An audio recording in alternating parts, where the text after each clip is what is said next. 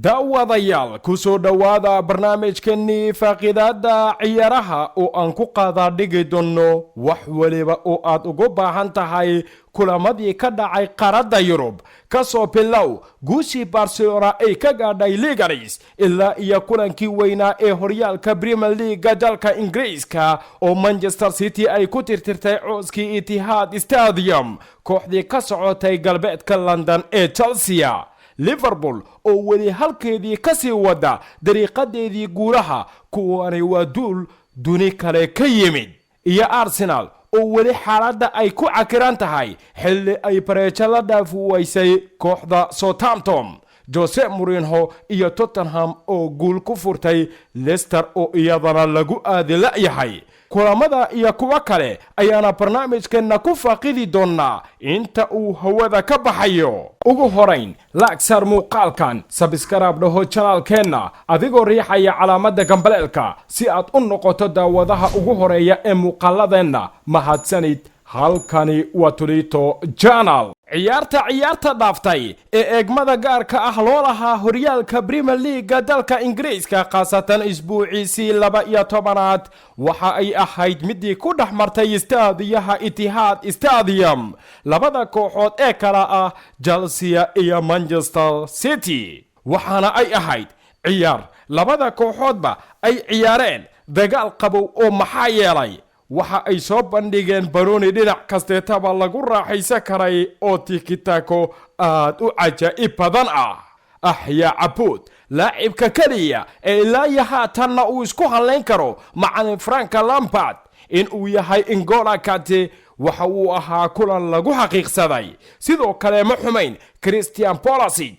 Cityna dhankeeda waxaba isa soo shacbixiyay oo cadeeyay waxa uu ku tooran yahay Riyad Mahrez oo sida uu doono banooniga ula dhaafayay difaacyadii kooxda ka socotay galbeedka London. De Bruyne ayaa sidoo kale ahaa mucamirka weyn ee ciyaarta, isaga ayaana maweeriyay ciyaartooydii qadka dhexe ee kooxda Chelsea. laacibka ay ugu magac dareen jamaahiirta Chelsea Messi reer Afrika ee N'Golo Kante ayaa banooni xigmadaysan uu u soo dhaxtuuray Kovacic daqiiqadii 21aad ee ciyaarta. si wacan ayuuna isaga tiiriyay Benjamin Mendy ilaa iyo uu ku shubay goolkii goolhaye Ederson. waxaana uu noqday goolkaas iska badaa jamaahiirta Chelsea mid xitaa fadhiga u diiday macallin Frank Lampard. Канте в чужой штрафной площадке. Канте, опасный эпизод. 1-0 в пользу Челси. Великий труженик, один из лучших опорных полузащитников мира. N'Golo Канте ввинтился в чужую штрафную площадку таким буравчиком. Dhedhel iyo dhalanteed in aysan ahayn Etihad Stadium marka iyo wixii ka dambeeyay ayaa la yaqiinsaday oo maxaa yeelay 8 daqiiqo waa ay awoodi waysay in shabaqadeeda gool ay ka ilaaliso kooxda Chelsea. Chelsea ma xumayn marka dhinac kasteetaba loo fiiriyo, laakiin waxa ay ka tilay difaacooda Tomori. waxaana ay u baahan tahay wali in ay hesho difaac la isku halayn karo tayadiisa Banooni cajaa'ib leh ayaana Kevin De Bruyne si qurux badan wuxuu dabada dhulka ugu dhigay Jorginho ilaa iyo ugu dambeyntii halkaasi uu ka gamay darba ku soo noqotay goolkii uu wardiyaha ka hayay goolhaya Kiba oo Kiba Inda ka soo haray. Пробить может отсюда, обыгрывает, бьет. 1-1. Чуть-чуть здесь позволили. Малейшая оплошность, и Сити вцепился вот в эту помарку и дотащил мяч до чужой штрафной площадки, а затем все закончилось ударом Кевина Де Брюйне. yaabkiisa oo la yaab kama dhamaado caalamka kubadda cagta. daqiiqadii 37aad ee ciyaartana Rodri ayaa banooni u dhiibay Riyad Mahrez oo ah Messi reer Afrikana si wacan oo wanaagsan ayuu ula xariiftamay ilaa iyo uu la gaaray dilinta garaaxa. si xigmadaysan ayuuna u tuuray halkaasi ayuuna ka yimid goolkii labaad ee Manchester City. Mahrez, штрафной площадке. Очень красивый мяч забивает Рияд Mahrez. Настолько тонкий. Даже не то чтобы вышивал он этот дриблинг, я даже знаю, какое-то кружевное плетение. manchester city ayaana sidaasi ku xaqiijisatay guul weyn iyo in weli diyaar ay u tahay sidii ay qayb ugu noqon lahayd kooxaha loo saadaalinayo in ay noqon karaan horyaalnimada Premier League ee dalka Ingiriiska. dhabana hays iyo ciil ayayna kagala soo baxeen jamaahiirta Chelsea istaadiyaha Etihad Stadium oo maxaa yeelay waxay u baahnaayeen in ay ka soo kabtaan ceebtii ka soo gaadhay xilli ciyaareedkii hore oo lagu xasuuqay ilaa iyo 6 gool laakiin waaba ay sigteen. ciyaartii kale aadka looga qiimeynayayna horyaalka Premier League dalka Ingiriiska waxay ahayd midii ku dhaxmartay istaadiyaha Selhurst. labada kooxood ee kala ah Crystal Palace iyo Liverpool oo wali u sii xariiftamaysa sidii ay ku xaqiijisan lahayd in ay noqoto horyaalnimada Premier League ee dalka Ingiriiska. qaab-ciyaareedka labada kooxood ayaana ku bilowday weerar ka imaanaya jihooyin kala duwan waxaana ay soo bandhigeen banooni ku salaysan weerar iyo difaac. qaybtii horena waxaa lagu kala tagay in labada kooxoodba ay ku ballameen barbardhac eber iyo eber ah. hase ahaatee markii la isku soo laabtay qaybtii labaad khasatan daqiiqadii 49aad furihii goolka koowaad waxaa farta ka saaray jamaahiirta kooxdii ka socotay gobolka Maarisaydka laacibka reer Senegal ee Sadio Mane oo banooni wacan oo wanaagsan u soo dhigay Robertson isagoo dhulka dhicinna ku foorpiishay goolka. درس العرضية فرصة ساديو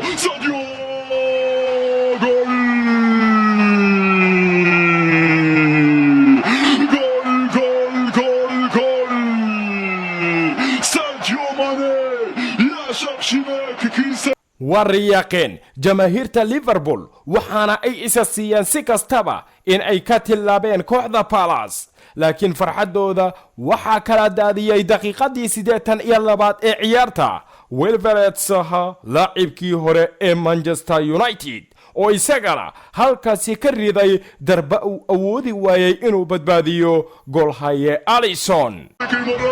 فرصة خطيرة دايما خطيرة فرصة جول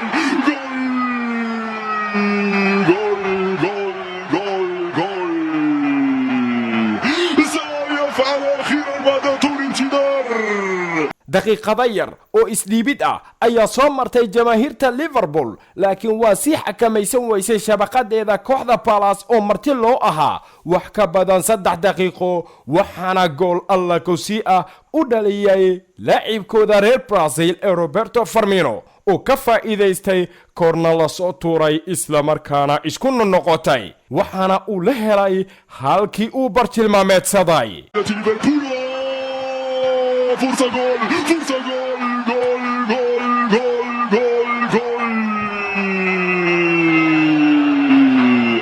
الرئيس يعود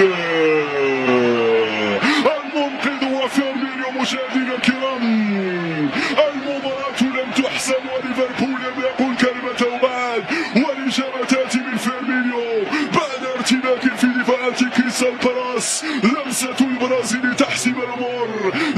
Liverpool ayaana sidaasi ku xaqiijisatay guusheedii 12aad ee horyaalka Premier League dalka Ingiriiska 13 kulan oo ay ciyaartay halka kulanka kalena barbardhac ay gashay waxaana sii muuqanaysa in dhinac kasteetaba aanan shaki la gelin karin awoodda xidigaha kooxda Liverpool oo u muuqda in ay soo hoyn karaan horyaalnimada Premier League dalka Ingiriiska oo ka maqan ciidii Anfield in ka badan 29 sanadood.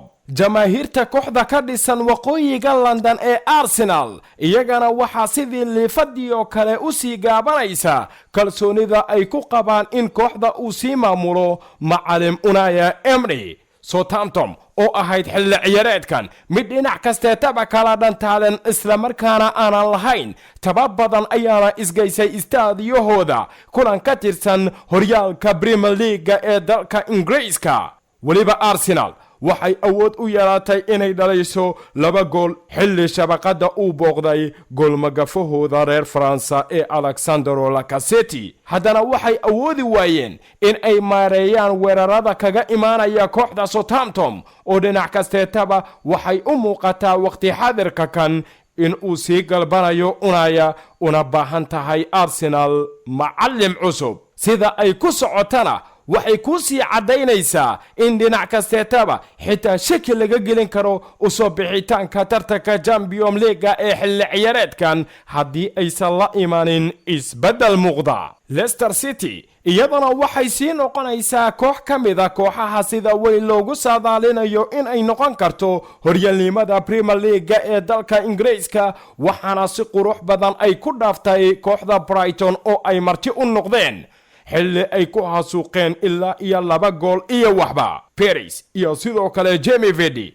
oo gool u bedelay rigoore ay heshay Leicester ayayna ku badiyeen, waxaana ay sii cadaysanayaan hankooda ku qotama xilli ciyaareedkan, iska badaa in ay u soo baxaan Champions League, xitaa in ay diyaar u yihiin in kooxda Liverpool ee ka dhisan gobolka Merseyside ay qaybi kagala noqdaan tartanka loogu jiro hanashada EPL-ka oo ah midka ugu xiisaha iyo xamaasadda kulul qaaradda Yurub. Macallin Jose Mourinho isagana kulankiisii ugu horeeyay ee kooxda Tottenham wuxuu ku bilowday hab kale oo soo jiitay jamaahiir badan oo ku sugan caalamkan waqti xaadirka kana u baahan hal kale oo ay ku hawabadashtaan. kooxda dhalinteeda ma xuma ee waxay u baahan tahay in difaaca laga adkeeyo sida ku caddaatay istaadiyaha London oo ay marti ugu noqdeen kooxda West Ham. Son ayaa bilaabay, waxaase u biisay West Ham Lucas Moura.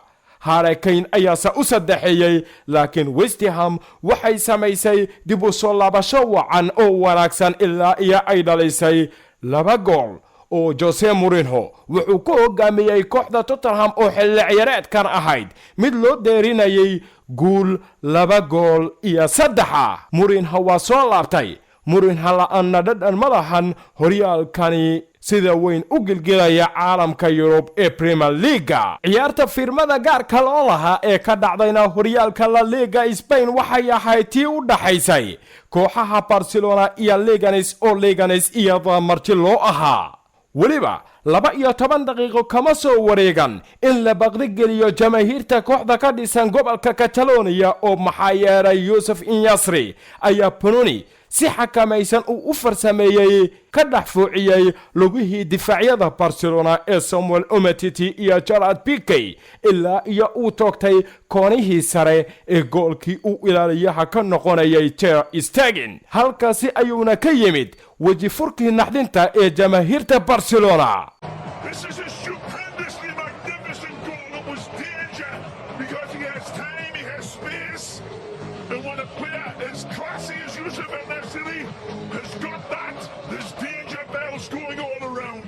waa yaabeen oo dhabanahaysa ka soo heray qaybtii koobaad ee ciyaartana waxaa lagu kala tagay Leganes oo ku horkacaysa gool iyo waxba, laakiin marka la isku soo laabtay qasatan daqiiqadii 53 ee ciyaarta laad xur ah oo loo dhigay mucjisada reer Argentina ee Lionel Messi ayuu u tuuray si taxadir leh ilaa iyo uu la helay madaxii Luis Suarez, isagana si la yaab leh ayuu u dhaxdhigay shabaqadii kooxda Leganes. Set pieces, the great equalizer, as a great man once said, called Phil Sheehan, and he's right again. Diamond pass.